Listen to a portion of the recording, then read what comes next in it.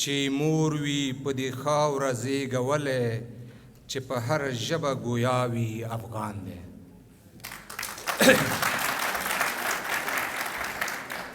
بسم الله الرحمن الرحیم.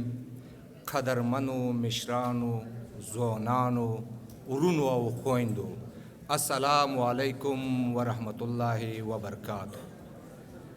لومړی اجازه راکړئ چې د پی ټی ایم مسؤلینو ورونو او خویندو څخه مننه وکړم چې دغه غونډه جوړه کړې او موږ او تاسې په دې تالار کې سره راټول کړي یو او ما ته یې د خبرو کولو دعوت یې راکړی.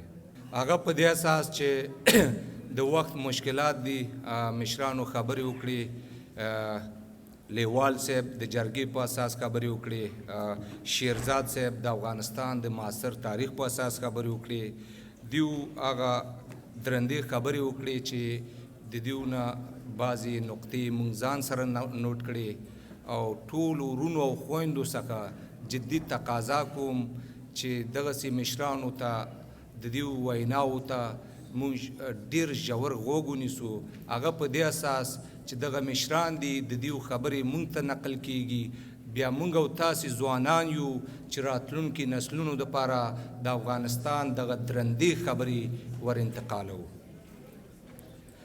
خوشحال یم چې یو ځل بیا په پی ټي ایم په دې غونډه کې تای سره ګډون کوم او خپل د قوم په نمایندګۍ خبرې کوم. موږ چې کله پشهیي اتحادیه په اروپایي اتحادیه کې د پشهیي ټولنې دغه اتحادیه جوړه کړه، بعضې ورونو او خویندو پشهیي ټولنې مربوط د سوشل میډیا د لارې دغسې خبرې شروع کړې، تبلیغات یې شروع کړي چې زبیر خان پشهیي د عمر، د تعلیم او د اقتصاد او د تجربې لحاظ نه دته وړ شخص نه دی چې دغه اتحادیه پر مخ یوسي. هغه ورونو او خویندو ته ډېر مؤدبانه ادیبانه پیغام ورکوم که خبره په دې اساس وي، که خبره په دې او غږ مې اورئ ښه، که خبره په دې اساس وي بیا د پی ټي ایم ساخت هم غلط ده، بیا د پی ټي ایم ساخت صحیح نه ده. ولې چې منظور خان پښتین تاسې که د مولانا فضل الرحمن او که د عمر لحاظ نه محمود خان اچکزي د تجربو لحاظ نه همدغسې د علمیت لحاظ نه ډاکټر عبدالقدیر سره مقایسه کوي، بیا خو منظور خان پښتین هم د عمر او اقتصاد او تجربې لحاظ نه دته وړ شخص نه ده. فقط دغه پیغام ورکوم چې تاسې کوشش وکړئ، دته صبر مه کوئ چې تاسې د محمود خان اچکزي په عمر ورسیږئ یا د مولانا فضل الرحمن غوندې تاسې علم ترلاسه کوئ یا کوم سیاسي موقف ته ورسیږئ بیا د قوم خدمت وکئ. ته که ځوان وي، کشر یې، که مشر یې، ته دته مه ګوره چې سیاسي موقف ته ورسیږي بیا خدمت وکړي. منظور خان پښتین په خپل عمر سره دغه میدان د دنګلي او د قوم خدمت ته یې ملا تړلې ده.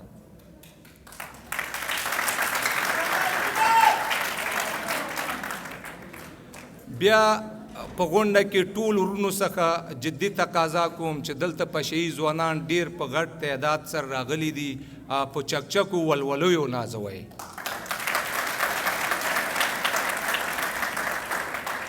بیا په بل لوري کې د پشهیي ځوانانو څخه دا تقاضا کوم تاسې دته مه ګورئ چې یوازې په بلجیم کې د پی ټي ایم غونډې وي یا د پی ټي ایم په څیر ملي برنامې وي، ملي غونډې وي، تاسې ګډون وکړئ. د اروپا په سطحه وي که د نړۍ په ګوټ ګوټ کې وي او ولو که دغه غونډې په وزیرستان کې وي د سر په بدل ورته ودانګئ.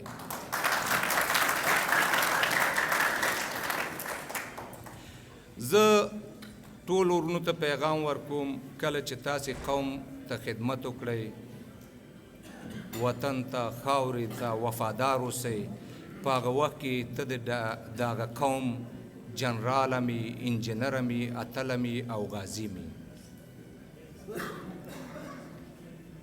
بیا دغه آخري نقطه کې خبرې مې منظور خان پښتین ته ده او د پی ټي ایم مشرتابه ته او د پی ټي ایم ټول غړو ته ده. منظور خان پښتین د خپل ملګرو او همکارانو په واسطه وکولی شو چې 80 میلیونه پښتانه چې ښکته په پښتونخوا کې پراته دي دغه قوم راټول کو ذهني او فکري لحاظ نه د پاکستان د ریاست نه آزاد کړی دی. دغه نقطه د والی صاحب محترم چې د خوږیاڼو مشر دی، قومي سپینګیری دی، ویاړلی شخص دی او د خوږیاڼو قوم په ما ډیر خوږ او خاص ځای په دې لري چې شجاع قوم دی. د والی صاحب خبرې مربوط دغه خبره کوم چې منظور خان پښتین په دې سره خولۍ باندې د لر او بر پراته قومونه سره راټول کړل. د هغې ګواهي موږ او تاسې همدا اوس وینو چې لر او بر قومونه سره په یو ټغر راټول شوي.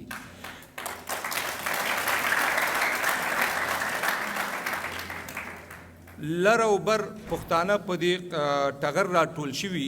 که چیرې موږ او تاسې دغه تحریک ته همدغسې ادامه ورکو، خو مطمئن اوسئ چې د پاکستان توره اداره به هیڅکله هم د پښتونخوا ازادۍ موږ ته پرې نه دي. پښتونخوا خاوره به آزاد نه کړي موږ دپاره یا پرې نه دي. بل اساس هغه په دې معنا چې په دې سره خولۍ خو قوم سره راټول شو، راځئ چې اوس عملي میدان ته په دې طریقه ودانګو چې سره خولۍ په سپین کفن بدل کو او د ریاست خلاف ور ودانګو.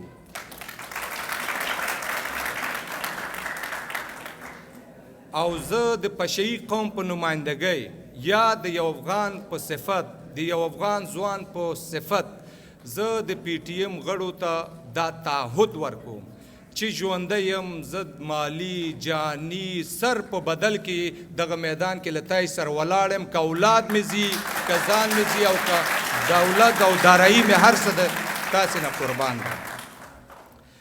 نور نو خبرې نه کوم، مشرانو خبرې وکړې، بعضې نور مشران به خبرې کوي. ما ته وحید الله شیرزاد تقاضا وکړو چې خبرې وایي لنډې وکړه چې کسان ډیر دي، تعداد ډیر ده. بیا وروسته د ډوډۍ پروګرام هم شته، د میوزیک پروګرام هم شته، وایي چې خلک تنګ نه شي. نو ستاسې توجه څخه نړۍ مننه. ومن الله توفیق.